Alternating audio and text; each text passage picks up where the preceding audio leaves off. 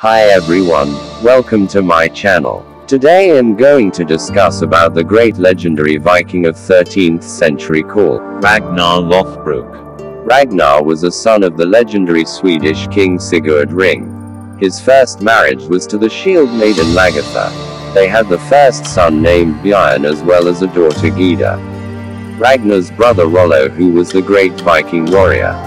He chose to be the bigger person and save Rollo's life from Earl Haraldsson of Kattegat.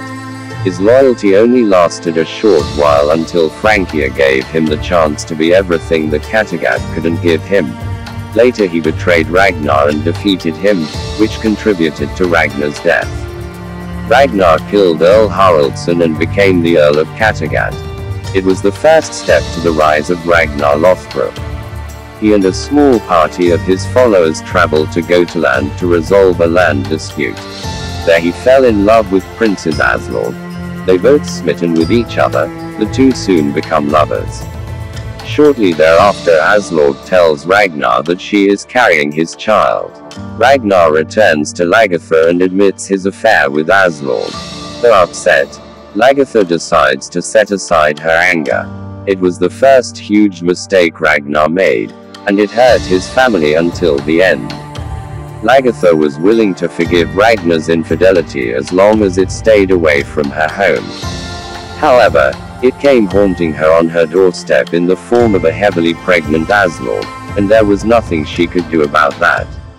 Lagertha is hurt and humiliated and leaves Ragnar instead, and Bjorn leaves with her. She left him to deal with his mistakes. Ragnar tearfully bids them goodbye and watches them leave. It gave him another family in the end, but it also denied him the happy life he had with Lagertha. Aslauge married Ragnar and together they had many sons that became prominent historical figures in the medieval ages. Ragnar is the first man to go Viking to the west.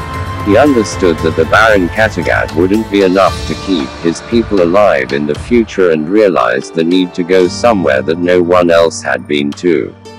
His trips to the unknown land became the eye-opener that changed the entire region forever. Floki, the boat builder who does everything that Ragnar needed. He built the first boat for Ragnar that took him fame. And first recorded Viking raid in Western Europe thus unfolds, with Ragnar claiming an appreciable hoard of treasure and a Christian prisoner known as Athelstan. Ragnar decides to keep the Christian monk Athelstan as his slave, reasoning that he can use his knowledge of the West to attain more treasure. The Vikings then travel to Northumbria. They found a large Saxon town and plunder with little bloodshed. While returning to their longship, they are faced with a large force of Saxons. Ragnar's uncanny leadership and the Vikings' fighting skill carries them to victory again. Several months later, Ragnar and his warriors take to the seas on their longships and arrive again on Northumbrian soil. Defeated a Northumbrian fighting force led by Lord King Aelle. Got a lot of treasure and returned to Kattegat. 4 years have passed. Ragnar sails west again. There his forces sack the monastery at Winchester and gain much treasure. Then he realizes he is not in Northumbria, but in Wessex, of England, a completely different kingdom with a cunning and ambitious king.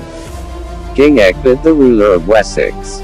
He invites Ragnar to discuss terms and asked why he hasn't left with his plunder. Ragnar reveals his interest in setting up a Viking colony in England. Then later King Egbert offers some land after they attack on Mercia on Egbert interests. After few months later Ragnar decided to attack Paris. This was the most important raid of Ragnar's life. He was sailed to Paris with his allies. They tried many ways attacking Paris but no Viking enter into the city of Paris. Then Ragnar was ill. Ragnar's wounds won't heal, leaving him weak. Trying to restore his leadership, he secretly meets the Franks. Although they offered gold and silver, Ragnar doesn't accept the offer. Knowing his end is drawing near, Ragnar's plan is to do something to conquer Paris, as it always his dream. To the Franks he asks to be baptized and to be buried inside the city if he dies there. Many people are shocked at Ragnar's baptism. When badly wounded Ragnar dies, The warriors place Ragnar into a wooden coffin and escort it to the gates of Paris, where they meet the bishop. The coffin is brought inside the cathedral to be blessed. According to his plan, as they place the wooden coffin in the Great Hall of Paris, he suddenly jumps out of the coffin alive. He takes Princess Gisela of Paris and pushes the knife right into Bishop's throat, and he forces the Frank guards to open the gates. Then all the Vikings enter into city and occupies Paris. So the tremendous idea of Ragnar made his dream successful. Days are passing, still Ragnar was ill. So he had to return to Kattegat to get well. He has to leave someone in Paris to look after till they return again. Rollo thought this was the chance to take over, and he decided to stay in Paris.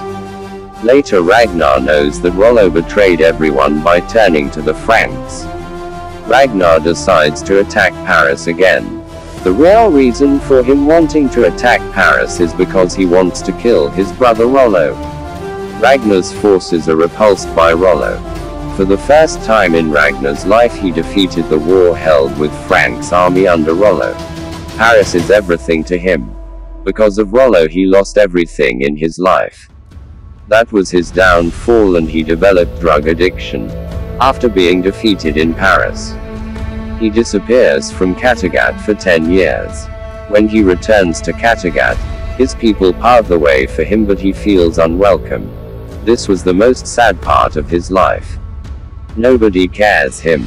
The people of Kattegat and his sons never looked at him, as he abandoned them for so many years. From the moment he returned to Kattegat, it was clear that Ragnar wanted to die.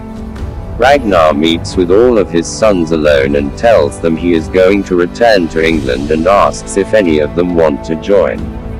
None of them want to go. Except Ivar the Boneless, his crippled son, joined him. Ragnar starts saying goodbye to people, starting with a visit to Floki's. He stays with him a day. Then before departing, he asks Floki to watch over his family and tells Floki that he loves him. He then journeys to see Lagertha and expresses deep regret about the failure of the English settlement with King Egbert. He kisses her goodbye with no regrets. On the trip home, he tries to hang himself but is unsuccessful. An old man with a weakened body and a tarnished reputation, he had to resort to digging up his hoard of treasure, which he had been saving out of his victory raids, in order to bribe a small crew of raiders to sail with him to England. A storm destroyed his ships, and Ragnar arrived to exact his revenge with no allies except for his disabled son Ivar the Boneless. Ragnar carries Ivar to King Egbert's village. He tells Ivar that once they are inside they will be separated, so Ivar must act like a good boy. As they see that he is Ragnar Lothbrok, they seized him in the cage. Egbert lets Ragnar out of his cage, and they drunkenly argue about Valhalla versus heaven and how one is more ridiculous than the other. They discuss their mutual love of Athelstan. Ragnar is very emotional when he meets Athelstan's son, Alfred. Ragnar tells Egbert that he must kill him, but Egbert says he cannot do it. Ragnar suggests that Egbert hand him over to King Aila. He convinces Egbert to get his son Ivar home safely. He also asks to speak to Ivar alone, for the final time. This was another most emotional movement in his life. Ragnar loves his son Ivar the most out of all his sons. Ivar is the one who joined him to the journey of his death. Ragnar gives Alfred Athelstan's cross, and he is put into a carriage to be taken to King Aila. The man driving the carriage is blind, thus fulfilling the seer's prophecy that there would come a day that he die when the blind man would see him. The blind driver tells Ragnar, "I can see you, Ragnar Lothbrok. I can see you." Ragnar struggles with many visions on his journey to death. King Aila beats and tortures Ragnar and cuts a cross into his head, but Ragnar will not repent. When it is finally time for him to die, he boasts of Odin and Valhalla. He was thrown into a snake pit and died. A man with many dreams to fulfill them, with huge struggles in his life till he died. But failed in many things. As a husband, he never looked after his wives. As a father he abandoned his sons, as a king he left his kingdom, and as a great Viking he lost his battle at the end. Everyone betrayed him whom he trusted most. But still he was a great hero for me. He is the legendary King Ragnar Lothbrok forever and ever in my heart. Ragnar Lothbrok is not an ordinary man. He is the most famous Viking of all time records. People still speak and tell stories about his legendary kingship, brilliant knowledge and unbeatable strength that he have. I have collected most memorable voice tapes of his journey from the TV show Viking. For me to know that Odin prepares for a feast.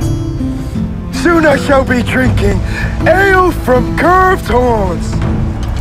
This hero that comes into Valhalla does not lament his death. I shall not enter Odin's hall with fear. There, I shall wait for my sons to join me. And when they do, I will bask in their tales of triumph. The Aesir will welcome me. My death comes without apology. And I welcome the Valkyries to summon me home!